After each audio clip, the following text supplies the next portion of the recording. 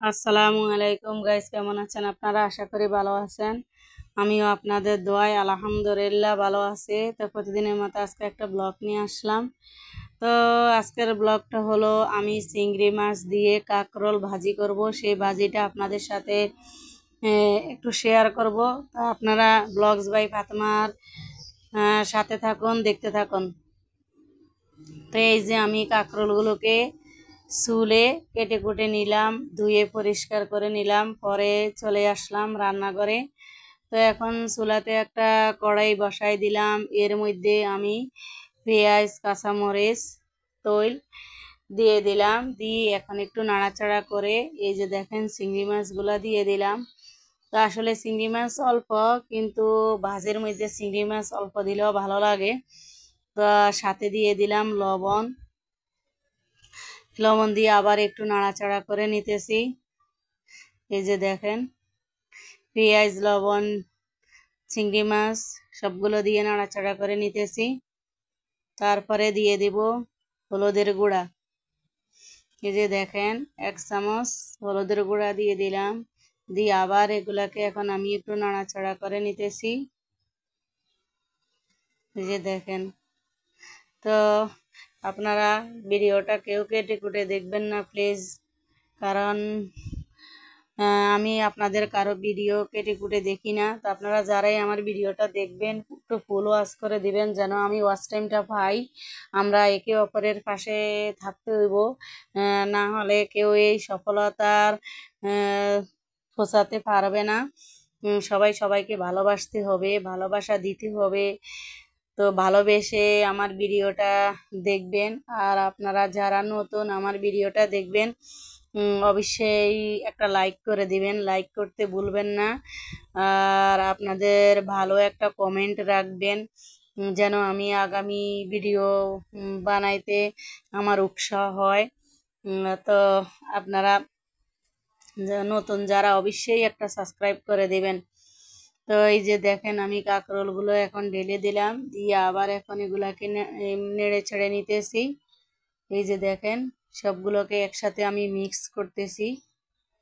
Mix করে এখন আমি একটা ঢাকনা দিয়ে দেব। এই যে আমি একটা ঢাকনা দিয়ে দিলাম। তো আবার আসবো কিছুক্ষণ পর। এই যে আমি জাল একটু কমাই দিলাম আর কি। তা আবার আসলাম কিছুক্ষণ পরে।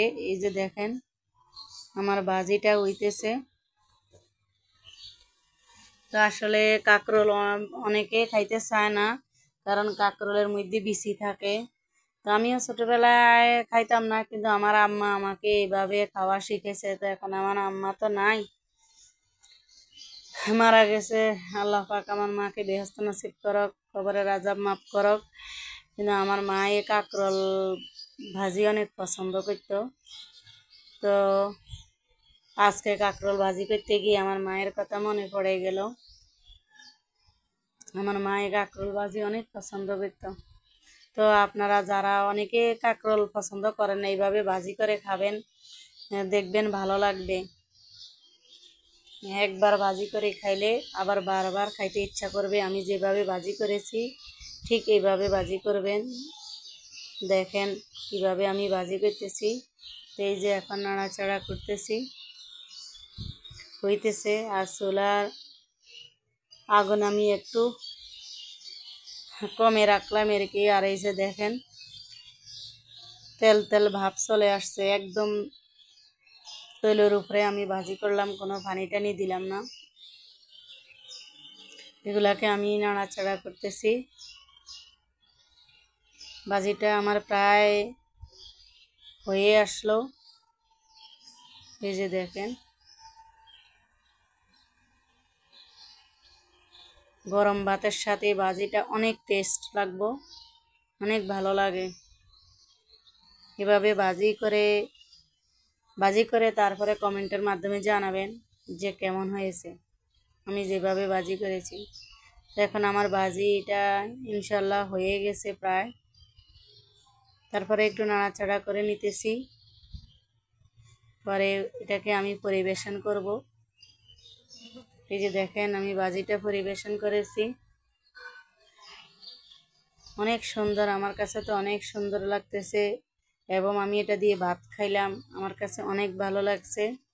তা আমার ভাজিটা আপনাদের কাছে কেমন হয়েছে অবশ্যই অবশ্যই কমেন্টের মাধ্যমে জানাবেন। আর লাইক দিতে কিন্তু ভুলবেন না, ভালো একটা কমেন্ট রাখবেন। ভালো থাকবেন। আসসালামু আলাইকুম।